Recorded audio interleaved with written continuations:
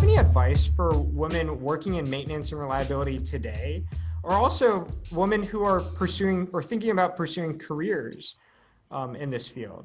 Yeah, I would say for women in the field right now, I would say the key thing I've learned on the job is while a title may earn a lot of respect, compassion and attention to details earn trust. And these can be essential in Hmm. creating a good work environment for yourself.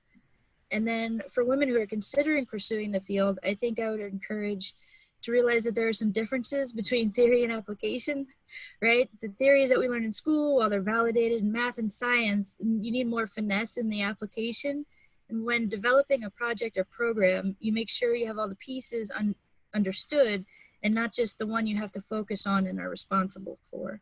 Yeah. And then I would even go maybe a step further in saying, I think that a pivotal thing in, building confidence as an engineer is just knowing that mistakes happen.